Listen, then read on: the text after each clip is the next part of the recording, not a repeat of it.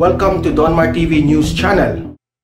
Okay, so pag-usapan natin itong bakit nasabi ni Duterte sa Kongreso na bantayan ninyo ang military at ang pulis. Bakit yan nasabi ni former President Duterte? Ha? Ang tanong dito, nagbabanta ba si former President Duterte sa kanyang mga sinasabi? Ha? Ipapaliwanag natin ito dito sa Donmar TV, okay? At panoorin natin mismo sa video galing kay former President Duterte nung sinabi niya yan.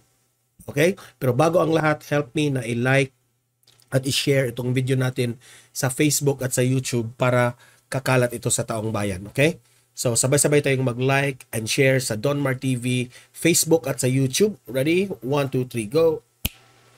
Thank you. And also guys, i-subscribe, i-follow itong Donmar TV para lagi kayong updated sa mga balita na kagaya nito. Okay? Sabay-sabay tayong mag-follow and subscribe sa Donmar TV sa Facebook at sa YouTube. Ready? Sabay-sabay tayo. 1, 2, 3, go! Thank you. So, ating papanoorin itong si former President Duterte na mismo ang nagsabi nito. Ha? Sinabihan niya ang Kongreso, bantayan ninyo ang military at ang pulis. Okay? Dito natin malalaman kung nagbabanta ba si former President Duterte. At alamin natin ang reason dito, bakit bantayan nila yung pulis at yung sundalo natin. Okay? So i-play natin itong video at magre-react tayo dito after. Okay? Let's play the video. Initan ninyo yung anak ko na wala namang ambisyon niya. Sabi ko, ito sabihin ko sa inyo ha. Pasalamat na kami sa Diyos, Pastor.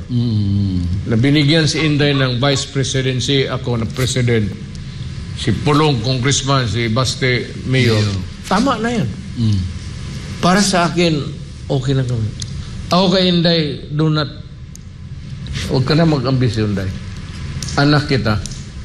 Ibigay mo na sa mga yung mga gustong ibigay mo na yung bayan sa kanila. And let us see what will happen to this country. Kayong mga Pilipino, Romualdez gusto tumakbo ng presidente, bumoto kayo. Bumoto kayo, mag-experiment tayo. Ako, sabihin ko sa iyo, bumoto kayo. Ikaw, Romualdez, ako na magkampanya sa iyo ngayon na. So, ang presidente, mga Filipino people, subukan ninyo si Romualdez, ng pinsan ni Marcos, na anak ni Senior Marcos. Sige. Butuhan na ninyo. Wag ka na magkampanya, speaker. Ako na mismo ang nagsasabi sa Pilipino, butuhin ka. Ngayon,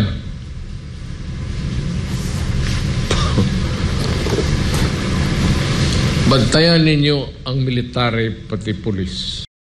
Okay? Narinig niyo yan? Bantayan ninyo ang military at ang pulis.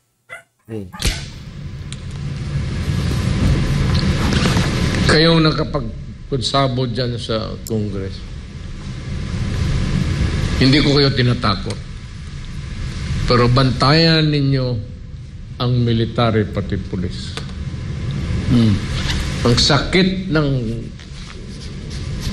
puso niya. Ilan ang namatay na pinatay ninyo pulis pati military. Okay? Yun ang sinabi ni former President Duterte. So nagigets ko kaagad yun at gusto kong ipapaliwanag yan sa inyo. Bakit ba nasabi ni former President Duterte na bantayan ninyo ang military at ang pulis, mga Kongreso? Bakit niya nasabi yan? Dahil alam naman natin na itong military at itong pulis, sinakripisyo nila ang kanilang buhay sa kalaban ng gobyerno. Sa panahon ni former President Duterte, pati ngayon, no?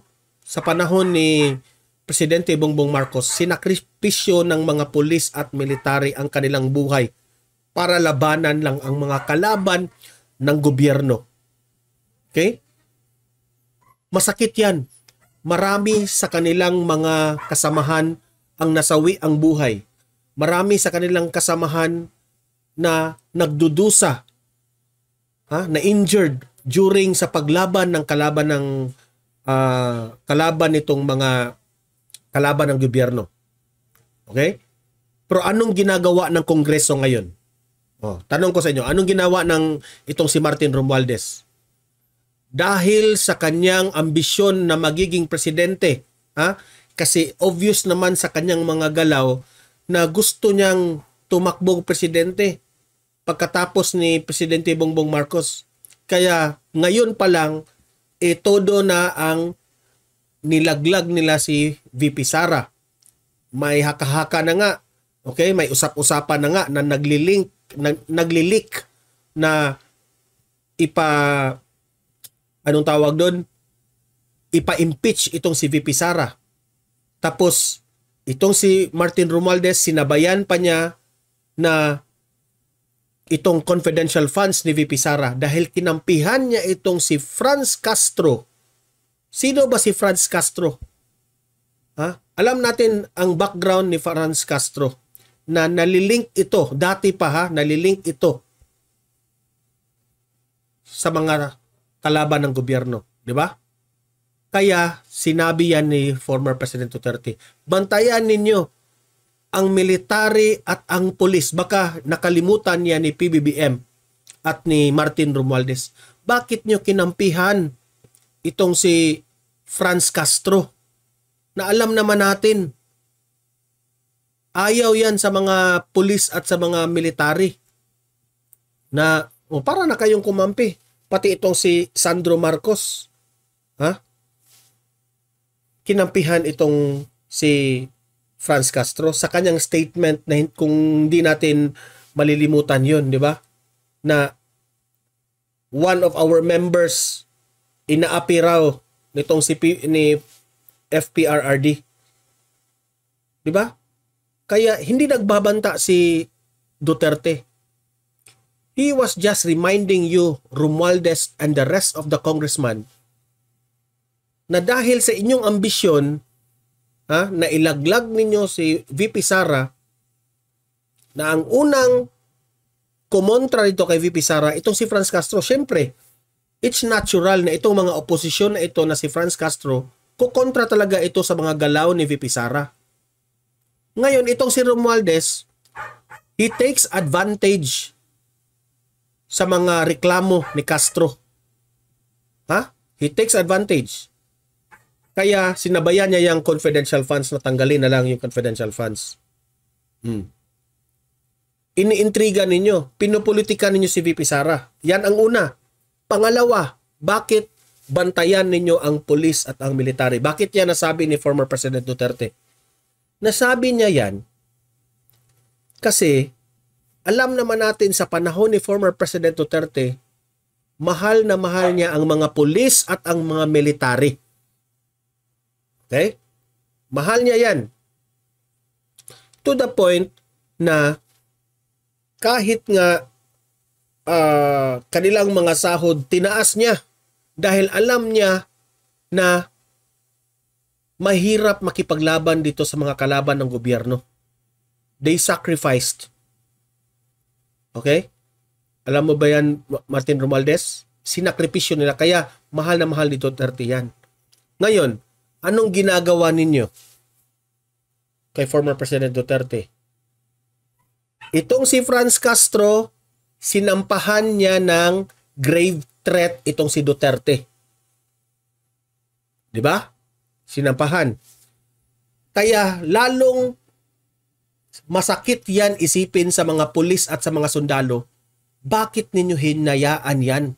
Dahil may mga sabi-sabi haka-haka, nag-iikot na mga balita na ito raw si Romualdez ang nasa likod nitong pagsampa ng kaso ng grave threat itong si Castro. Sinuportahan nila si Castro.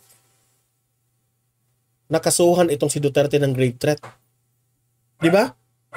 So kung totoo man yan, hindi pa natin alam, hindi pa natin confirm, kung totoo man yan, yung mga pulis at yung mga military dyan, masakit yan para sa kanila. Kasi si Castro, alam nila kung ano yung background na na-link kay Castro. Diba? Hindi naman tayo nag-aakusa kay Castro, pero marami na sa mga intelligence. Kaya nga ayaw ni Castro ng intelligence funds at itong confidential funds dahil alam niya kung ano ang tinatarget nito. Alam niya ng mga kapulisan natin. Okay? Kaya nasabi ni Duterte, bantayan ninyo ang military at ang pulis dahil masakit yan sa kanila. Okay? Hindi siya nagbamanta ha. Hindi si Duterte ang mali talaga yung mga analysis ninyong mga kalaban ng mga Duterte na si Duterte raw yung may plot sa destabilization. Maling-mali.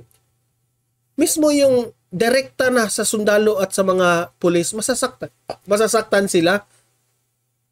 Dahil itong si Castro ngayon, tuwang-tuwa na kumampi ang mga di mo ba alam na itong mga taong to, mga trahidor to? Diba? So kayong mga audience ko dito, pabor ba kayo sa sinabi ni Duterte na bantayan ninyo ang mga military at ang pulis, mga kongreso? Kasi yung galaw ninyo, kumampi na kayo sa kaliwa. Okay? Comment, react, babasahin natin yan. Okay? Like, share this video para kakalat ito sa taong bayan. Subscribe, follow Donmar TV para lagi kayong updated sa mga balita na kagaya nito. Okay? See you in my next video. Have a great day. God bless inyong lahat.